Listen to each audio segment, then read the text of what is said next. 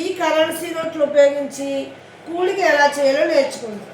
మీరు మామూలుగా బోర్డు మీద కూడికలు చేసేవారు కదా, మీకు బాగా అర్థమవుతుంది. వినండి, ఇక్కడ చూపించు. ఫస్ట్ ఈ లెక్క చూద్దాం. 42 + 34. సో 42 కదా, ఈ నెంబర్ 42 ఏనా? ఎన్ని టెన్స్ ఉన్నాయి? ఇది వన్స్, ఇవి టెన్స్. ఎన్ని టెన్స్ ఉన్నాయి? మనం ఎన్ని టెన్స్ తీసుకోవాలి? 4. 1 2 3 4 టెన్స్ తీసుకున్నాం. ఎన్ని వన్స్ తీసుకోవాలి మనం? 1 2.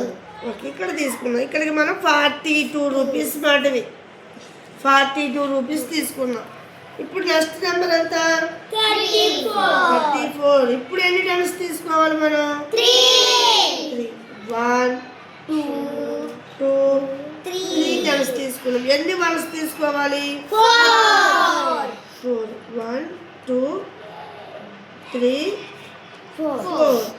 సో మనం ఇప్పుడు 42ని 34ని ఏం చేసాం మనం? కలపాలి.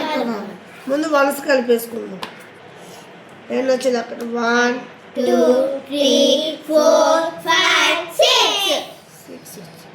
ఇప్పుడు టెన్స్ కలుపుకుందాం. 1 2 3 4 5 6 7. ఓకే, వచ్చేసింది ఆన్సర్. చాలా ఈజీగా ఉంది కదా. మరి ఇప్పుడు ఇంకో మోడల్ చూద్దాం. ఇదంతా చెప్పండి. ఇది 27 వన్స్ టెన్స్. ఎన్ని టెన్స్? 2 టెన్స్. మరి వన్స్ ఎన్ని? 7.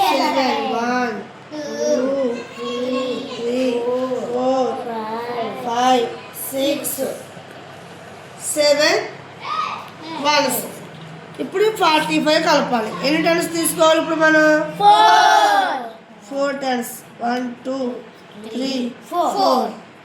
మరి వన్స్ ఎన్ని తీసుకోవాలి? 5. సాగదీ కన్నా 5 అనండి.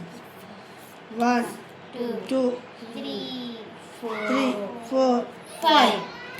ఇప్పుడు మనం ఏం కలపాలి? ఈ రెండు నెంబర్స్ని మనం కూడాలి కదా. సో మనం వన్స్ని కలుపుదాం ముందు. ఓకేనా? వన్స్ని కలిపినప్పుడు ఏమవుతుంది? కలిపేద్దాం.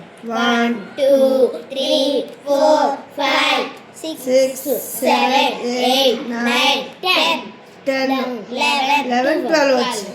సో 10ని ఏం చేసుకోవాలి మనం? 10ని ఏం చేయాలి? కట్టకట్టాలి. 10 ఏం చేసుకోవాలి? 10 వస్తే మనం కట్టకట్టేసుకోవాలి. సో ఈ 10 ఇక్కడ పెట్టుకున్నా పర్లేదు. ఈ 10 బదులుగా ఏం తీసుకోవచ్చు? ఈ 10 తీసుకుందాం. ఓకేనా?